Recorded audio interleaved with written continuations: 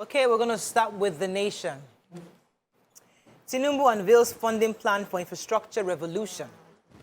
CBN releases securities features of new Naira notes.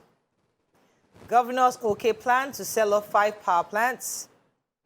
Senate confirms Onoche, Ogumola, 11 others for NDDC board. Chema camp, PDP leaders Sean Atiku's Castina rally. Okupe quits as Obi's campaign DG. Which story are we starting with? The Central Bank of Nigeria yesterday responded. yes, highlighted security features in the redesigned Naira notes to reaffirm the safety of our legal tender. So they remind our viewers that we discussed it the day before, and we're happy that they have responded. Yeah, and I saw the viral video of the 1,000 Naira. They said it was counterfeited. I've seen the real Naira notes. They look they are totally different. I've seen that. Yeah, first hand I can say that. Okay, so the security features, they said 23 features are on the 1,000 Naira note, 15 features on the 500 note, 10 features on the 200 Naira note. And they went ahead to explain how you can tell them apart. It was a very long post on how it's done, but it says that there are certain things you have to see that would differentiate both of them. Said according to the Apex Bank, to recognize the 1,000 Naira notes, users should look out for intaglio raised print, portrait watermark, officially variable ink that changes from blue to green with change in angle of the view, kinagram with the image of 1,000 and coat of arms, indecent band, widowed metallic security thread, and all other things. Right. And I was wondering how a common man will be able to identify all of these things. That they should just make sure that they catch the people who are counterfeiting this money, so that we don't have plenty of them in circulation. So the APC flag standard bearer was in Cross River yesterday. When people are asking for specifics, well, he was quite specific on his plans on infrastructure and how to revamp the economy. He said that he was there actually with his vice presidential candidate, and they were talking about how they plan to reignite the infrastructure of our country. He said he's a progressive. The progressives are the ones that drive the economy. He said they plan to create long-term money and face it squarely. According to him, they want to change the fiscal confusion between the monetary policy and the fiscal policy. We always having that issue. He said they're going to be accountable, block the loopholes, untangle the bottlenecks, accelerate processing, answer questions, timely regularization of money and treasury notes, amongst others. So he was giving us ideas on what he plans to do. He also said that he's going to be unveiling a funding strategy for infrastructure revolution in the South-South geopolitical zone. Quite a very interesting an article. But he was there, and he was there with the governor, Ben Ayade. They received him yesterday in Cross River State. Very interesting article to read. 260 billion from the sale of all, 5 of our national integrated power projects across the country. The 5 of them are Geregu, Ajaokuta. I'll get all the details, but the states, 36 governors of the 36 states have agreed with the federal government to finally lay their hands off this NIPPs. And they are Geregu, Ajaokuta, Omotosho, Olorunshogo in Ogun State, one in Calabar, and the Ihobo one in Edo State. And they said that these of the 5s have not been productive, and so they need to let them and send them off. Of course, as expected, civil society is already criticizing this move that all the ones that we have franchised to private investors in the past are not performing as we thought they would perform. Right. But the DG of the Bureau of Public Enterprise insists that, this is the best option for these 5 plants that have remained redundant over the years. We'll see how it goes. So, good news for our adopted auntie, Loretta Mochie, who has now been successfully with friends. She's a powerful woman, and we love powerful women. Yes. So she's been appointed. Her appointment has been approved by the Senate, which for me is good news for her and all our adopted family members. And it was contrary to rejection because I remember that Senator Serakia Dixon had rejected her based on the fact that she's from Delta, but she's not from an oil-producing area of Delta State. But that was discountenanced. 2 other people were not approved because they did not show up. Dr. Pius Obudu is former deputy governor of Edo State, and Anthony Okane from Imo State. Southeast. Both of them did not show up for their screening, and so they were disapproved, but many other positions have been filled. I am very happy because I've been following NDDC story for a long time.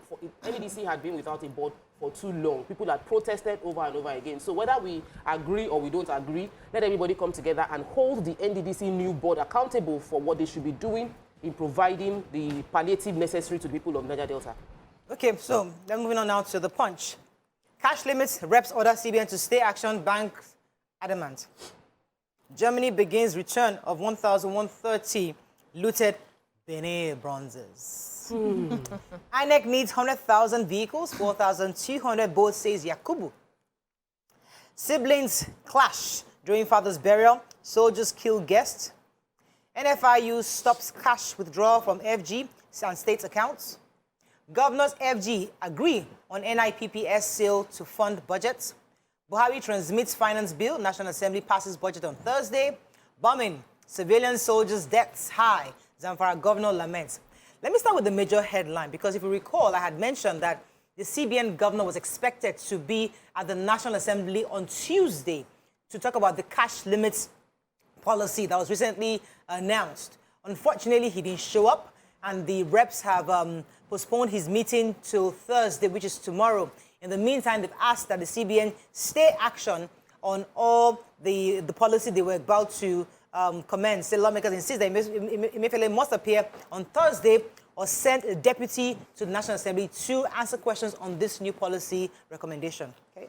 Yeah, the human interest story. A guest, David Chinonso, has been reportedly killed at Owode Ogombo community in Ibejuleki area of Lagos State after some military men stormed the burial of one of the late Matthew Ekpu. They said the uniformed men were numbering about 15, and they arrived at the venue in an attempt to stop them from burying the corpse.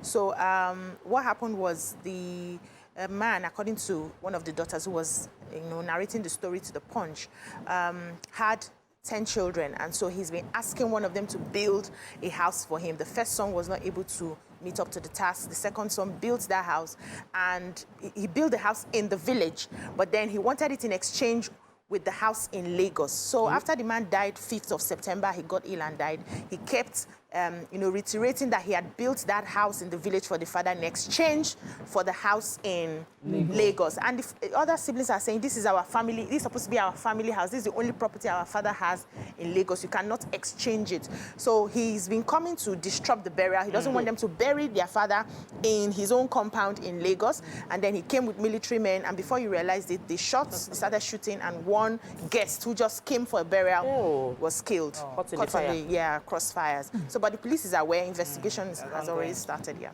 Okay. Benin bronze. The Benin bronze, yes. So the German government repatriated or have commenced the process of repatriating 1,130 looted Benin bronzes to Nigeria, and they had a ceremony. That's the one that breaks my heart.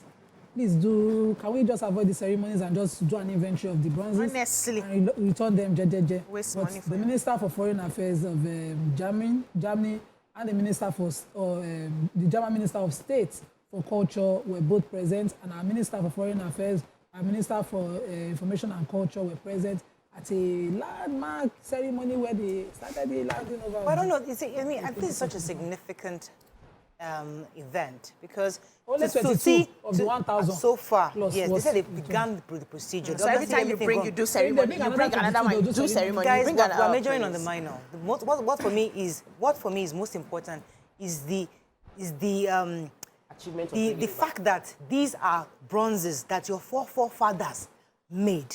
The significance, the significance of, I would rather have that, and the presence of it on my soil is stronger than how much ceremony. That's not the point. Let's focus on the fact that leave the ceremony. Let the Benin people do a ceremony to receive it. For me, do not. I won't even touch it. They waste money.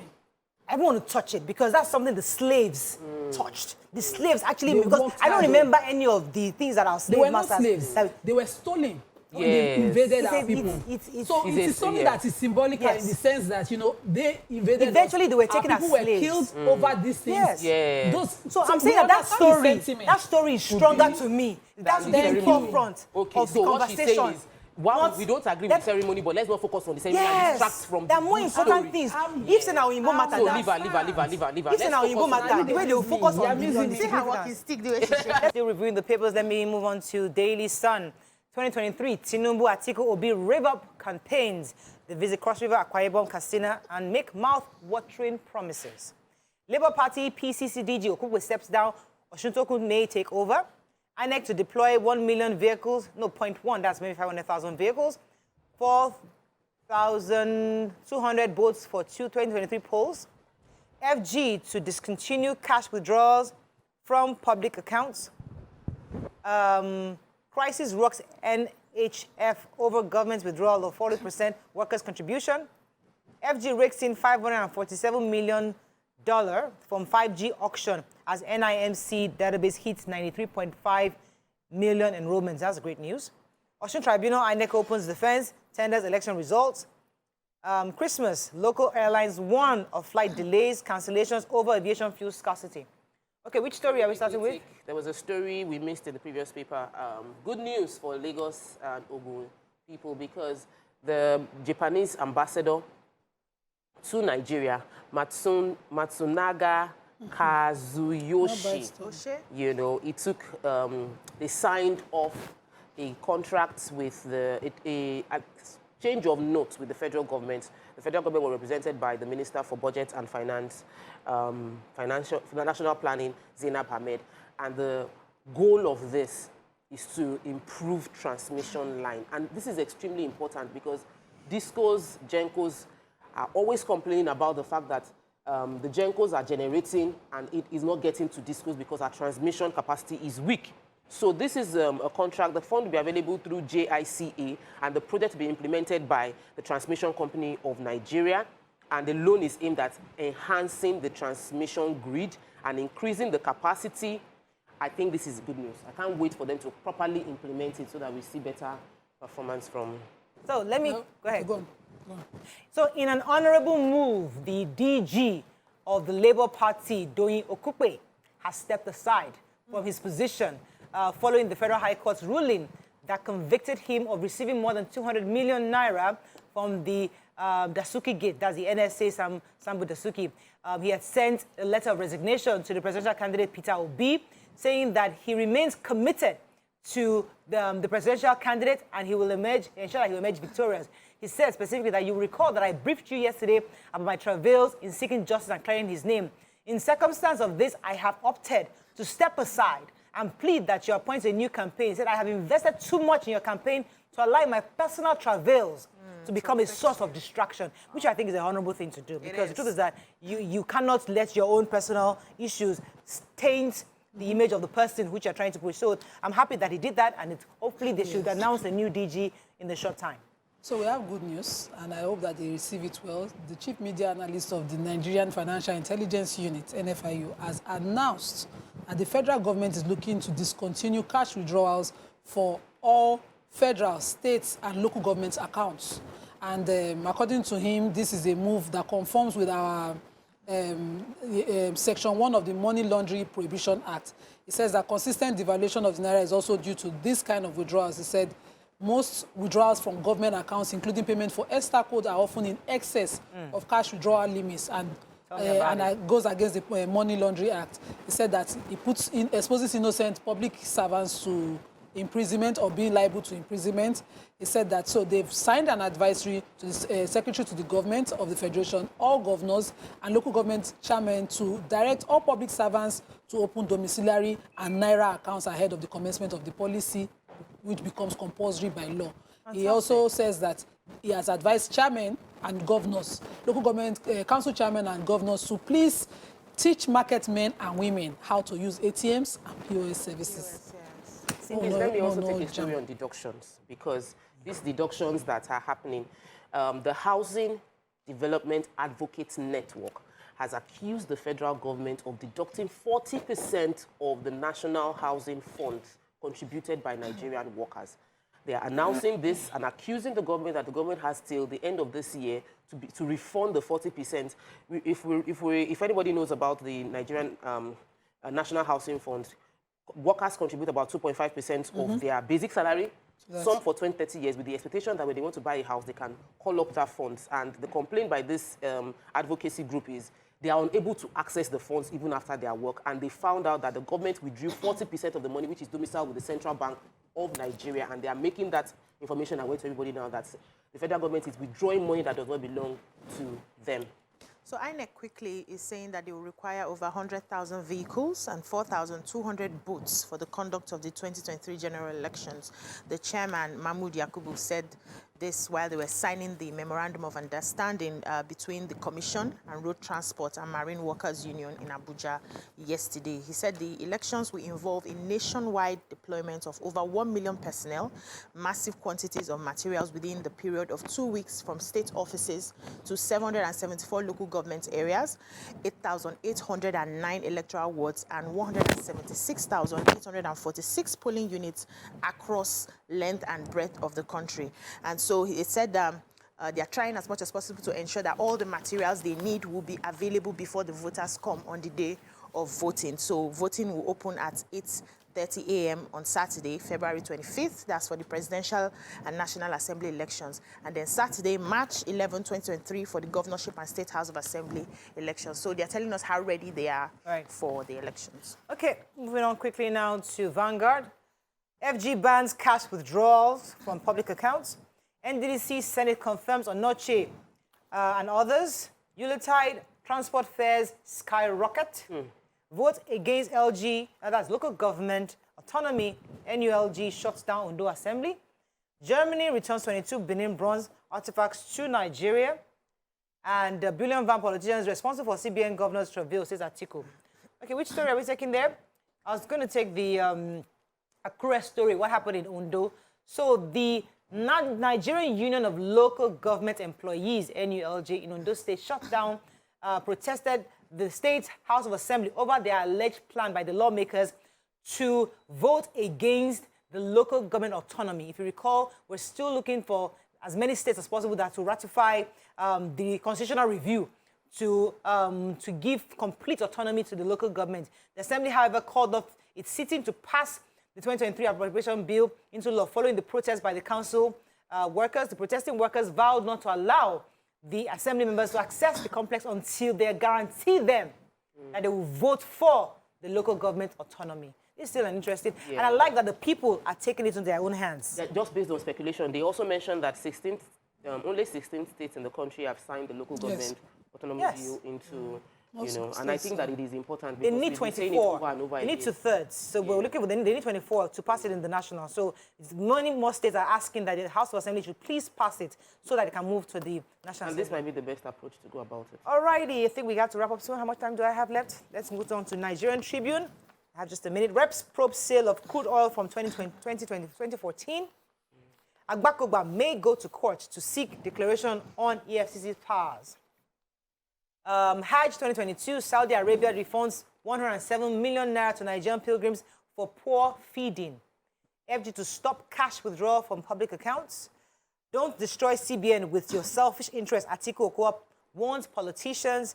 And no plan to scrap NYSC, says federal government. So quickly on the Hajj story, the Nigerian Hajj Commission has secured a refund for, to the company in charge of accommodation, transportation, and feeding treated Africans and Africans and non-Arab pilgrims poorly this year by not providing service at par, and they were able to secure a refund equivalent to 107 million naira loss. That's good. To that, I just don't know how it will be disbursed, but we know that they received that amount. Any stories that can... Yes, so the Minister of Sports and Youth Development, Sunday Dare, said there's no plan by the federal government to make the mandatory one-year National Youth Service Corps optional. They said the reason they instituted this in the first place in 1973 was to ensure unity in the country, and we understand the powers that the youths have. And so there's no plan to scrap it, there's no plan to make it optional, is what everybody's going to do. However, they've spotlighted some things that they want to reform to make it a better program for our young people. Okay, that's all we can take on the front page review.